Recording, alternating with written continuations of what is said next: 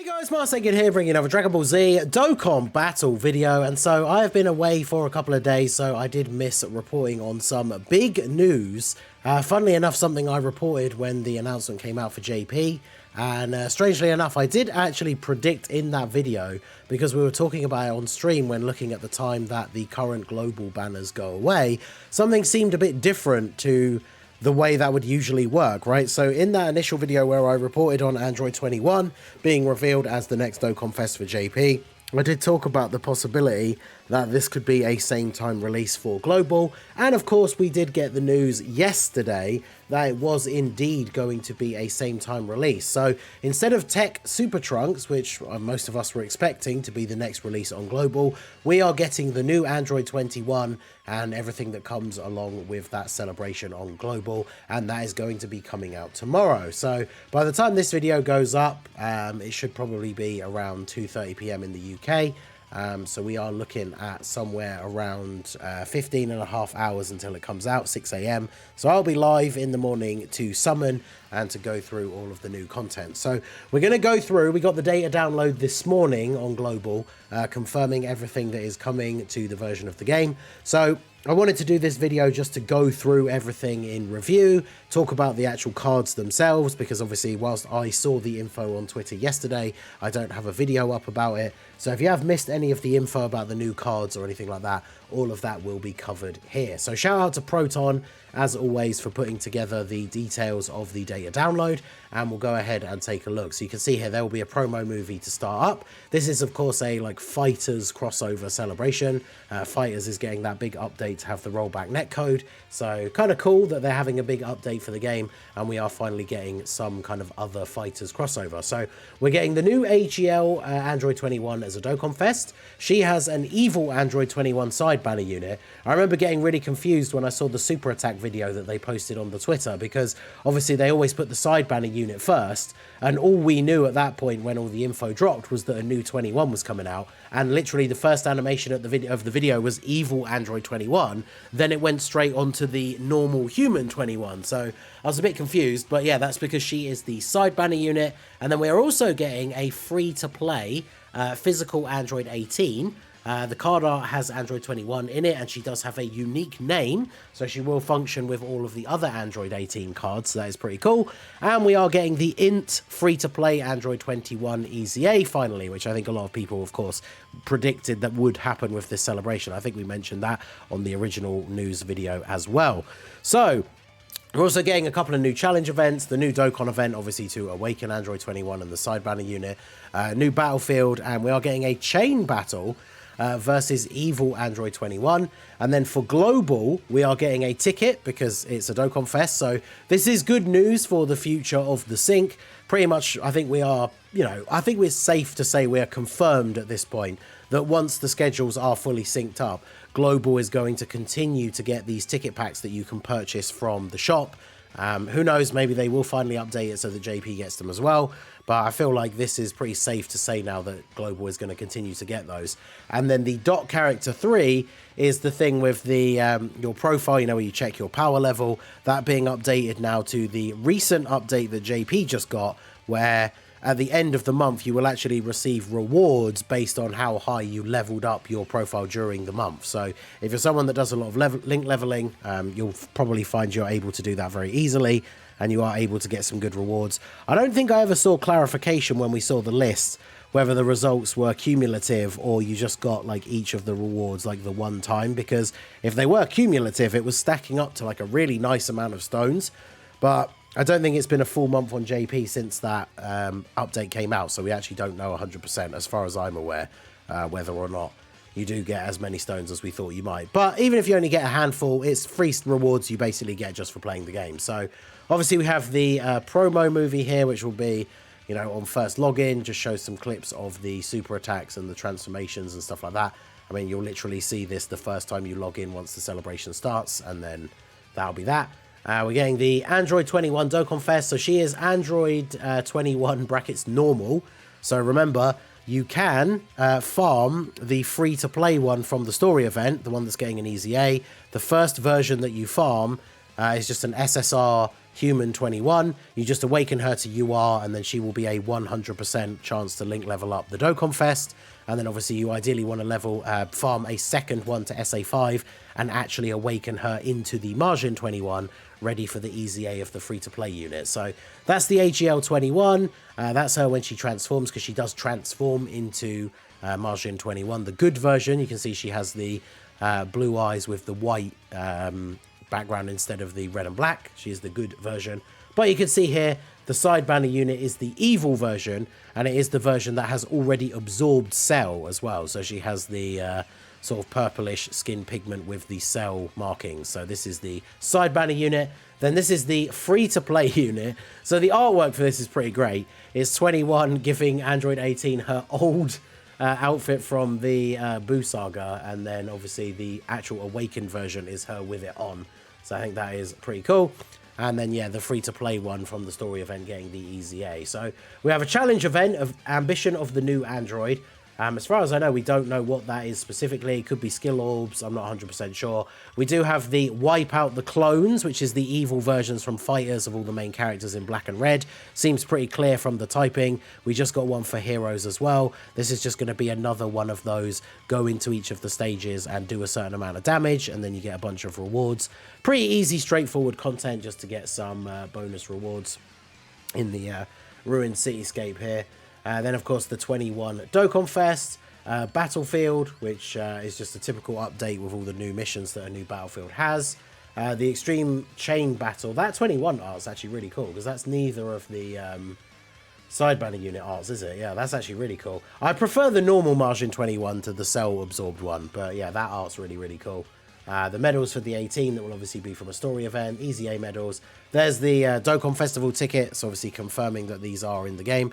Now, funnily enough, this is, I think, the first time that the tickets have ever included the name of the character, like the name of the banner. So obviously these tickets were specifically for that banner anyway. That's always how those tickets have worked in the past, but now the tickets seem to actually contain the name of the banner itself. And then this is the information for the pixel characters for your login thing. And then there's just a couple of story event assets here as well for like some of the clone fighters and stuff like that for the events. Oh, Vegito and Broly now have auras. That's interesting. And level 6 gold orbs are being added for the battlefield. So what? Sorry, the chain battle. So once you've beaten chain battle, you get your things to open the chests. You can now get gold level 6s for additional crit and dodge. So that is very, very good. I'd actually missed this, the auras. So this is before and after, so they just kind of have like a solid pinky red line, and then yeah, now you can see they actually have like the flames around them, so that's pretty cool. So yeah, that is the data download info. We'll just have a very quick look at the cards here as well. So Android 21, she leads Android's Margin Power or Peppy Girls 170 with an additional 30% to Power Absorption, Transformation Boost or Crossover. That makes quite a wide range of characters, right? Like Margin Power and then Transformation Boost and Power Absorption. I believe that's going to cover a lot of the Boo units. So that is pretty good. And then things like Androids and Peppy Gals then having crossover. That's going to be a lot of the Heroes characters like the Toas. The Super Mirror will be on there. Even Androids and Transformation Boost, there'll be quite a few interesting ones. So her leader skill should have some interesting combos.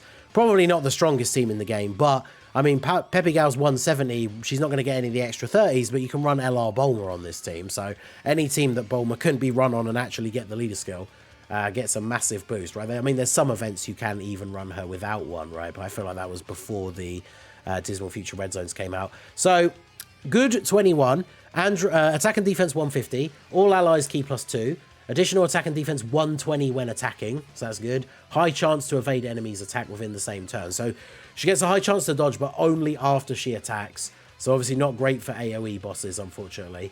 Launch additional 2 key and 60% attack for 3 turns after evading an attack. So the buff is for 3 turns. So ideally she's attacking in like slot 2, then getting a dodge, and then on the next turn you're going to have the benefit of the attack. Or you take the risk and put her in slot 1 with some dodge in her hidden potential, but I feel like that's probably not the best way to build her. She launches an additional attack that has a high chance to become a super, launches another additional attack that has a great chance to become a super, starting from the turn in which she performs the 3rd attack, so that's pretty good. You're pretty much always going to get that, I guess, after her second appearance, because she has the guaranteed additional in her passive, so she's always going to do 2 attacks. It may be a super or it may not. And then obviously if you get lucky on turn 1 and you get the additional from her hidden potential, because bear in mind she's AGL, so even at 55% she's going to have level 5 additional. You could get those 3 attacks in 1 turn. And it does say starting from that turn. So if she does the normal attack, the additional from her passive, whether it's a super or not, then an additional from her hidden potential, whether it's a super or not, she should then get that 4th attack that is an additional that has a great chance to become a super, because it says starting from the turn in which you attack 3 times, not the turn after. She also disables the enemy's action once within the turn when she performs the 6th attack in battle once only, and then great chance to crit starting from that next attack. So her 6th attack will then action break the enemy. So if you get that god turn, you could get that. I mean, you're more likely than not going to get it on the 2nd turn, I guess, right? Because it's hit normal attack, passive, maybe you get the hidden potential. Then turn 2, you're getting normal attack, the passive, maybe the hidden potential. That would then, if you do get the hidden potential on that turn or not, you're activating that last part of her passive. So on the 2nd turn, if you're getting normal attack, passive, hidden potential, then the extra one, that will be the 6th attack. So then that will disable the enemy's attack and have a great chance to crit starting from the next turn onwards. So seems pretty good overall. Like, not a slot 1 unit, not going to be great against AoEs, but seems pretty decent. The key support is nice for the fact that her team mixes a lot of characters that maybe won't share a ton of links, so that seems quite good. She can then transform when facing only 1 enemy starting from the 5th turn, and then her super attack is raise attack and defense for 1 turn, does immense damage and high chance to stun. And there we go. So then she transforms into the good Android 21. So she then recovers 30% HP once only. Attack and defense 210%. That's pretty good. All allies key +2 still. Additional key 2 and attack and defense 121% when attacking. So stats are pretty good. Reduces damage received by 21%. Additional defense 60% within the same turn after receiving an attack. Launches 2 additional attacks, each of which has a great chance to become a super, and then recovers 21% HP when HP is 60% or less at the end of the turn. So that's really good. Because if you have 2 of her, if you're running her lead, you have her on on both rotations. Every time you drop below 60% HP during the turn, like if someone takes a super and you live, you then get a heal at the end of the turn, which is pretty nice. She also has an active skill, once transformed, can be activated when facing only 1 enemy starting from the next turn. So, unfortunately, that does mean she transforms on turn 5. You can't use her active and skill 2 until turn 7 then. But massively raises attack temporarily, does ultimate damage, disables an enemy action, and within that turn, all attacks are effective against all types. So this will be something that just ends up kind of being like a finisher attack, right? And you might not even see it in a lot of events because it's turn 7. But she's still raising attack and defense, she does immense damage, and she recovers 5% HP. So considering based on her passive, with the hidden potential, she could do 4 supers in 1 turn, which is going to give you like 20% healing. Then you could take some damage during the turn and you get a heal at the end. So definitely seems pretty solid. Not like, you know, instantly you see that and go, oh my god, she's the new best TUR. But she seems pretty good. Then we have the side banner unit, the Evil 21. She's got a power absorption lead. She has an entrance animation, which is guaranteed. Gives her 120% extra attack and defense, as well as a great chance to launch an additional super from 4 turns. And then she has a high chance of launching an additional super from the 5th turn. Now, bear in mind, this is not a normal attack that has a chance to become a super. She either does an additional super or she doesn't do an additional attack, right? And of course, after the 4 turns, she's going to lose a significant amount of her defense. Key 2, attack and defense 210, additional attack 90 when attacking, so decent stats from the passive. Damage reduction of 21% against 1 enemy, so that's good. High chance to crit when facing 2 or more enemies. I mean, kind of pointless, but it's not something that, you know, crit chance is nice, but not having it doesn't make her worthless, so that's fine. Critical hit if HP is 60% or less at the start of the turn, or if the enemy's HP is 30% or less when attacking. Recovers 30% HP of each final blow delivered, and then recovers HP with candy. I mean, the final blow mechanic can be pretty annoying, but hers, again, is not really one that, like, if you're not getting it during battles, it's not like it makes her as a unit worse. It's just a thing that gives you a nice handy heal every now and then if you are able to get it. So that's pretty good. She seems pretty solid overall. She greatly raises attack and defense for 4 turns as well. So if you're getting that super on the first turn and then you're getting the additional from her passive, she's a physical unit, so she has 3 level 5 additional even at 55%. She could be triple supering on turn 1. She's greatly raising her defense 3 times while starting off with this level of like stats, 210%. And then of course she was it greatly raised, and she has 21% damage reduction. So pretty solid. Then we got the Easy A for Android 21. This is the one I hadn't actually seen at all before recording this video. So attack and defense 121, additional attack and defense 21% per Android ally in the same turn, 21% per power absorption ally in the same turn. If all allies attacking in the same turn are androids, all power absorption. Additional attack and defense 121% when performing a super, and seals the enemy super for 2 turns if HP is 60% or more when attacking. And then androids, all power absorption allies 3 key, and attack and defense 30%. So she seems like a solid support, free to play. Obviously, you're going to want to run her only really in those situations where she's always going to have full androids or full power absorption, so she gets those full stats. And then that could be decent. I'll wait to see her in game. Sadly, though, this is what I wanted to see. She doesn't raise defense on super. So I don't know what her post-super defense will be, but she's not going to be great against AoEs, and then she's largely going to be a slot 3 floating unit. She does have big bad bosses, though, which is pretty good. I think, does the good one have... yeah, she should still have it as well, right? She does. So she has big bad bosses, and then the evil one should have it, right? Yeah, so that's pretty good. And then we have the linked... Android 18, the free-to-play unit. Attack and defense 100%, additional attack and defense 20% with each turn passed up to 100. Attack and defense 50% when performing a super. Additional attack and defense 100% when there's another androids or crossover ally attacking in the same turn, or an androids or crossover enemy. It's pretty good. She's going to get all these buffs fairly easily on the teams you'd want to run her on. Androids category allies key 1, attack and defense 30%. Additional 1 key and defense 20% for characters who belong to crossover. So again, she's going to give... Android 21, and then I guess the only other androids crossover really is like Super Mirror, the physical mirror that doesn't have an Easy A, Android 16, who's kind of outdated now. But for 21 at least, she's giving her 2 key and 50% defense and 30% attacks. It's pretty good.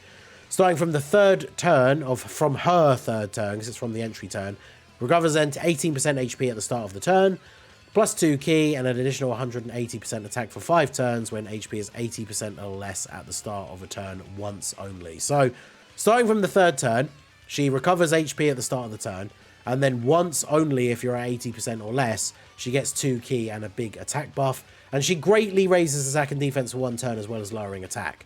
So, actually, that seems pretty decent, you know, for a free-to-play unit. Need to obviously see her numbers, like, in-game and see what she does, but seems pretty cool. The art's pretty cool. Android 18 fans probably rejoicing. She's got, like I say, a unique name, Android 18 brackets linked state. So, what are her links?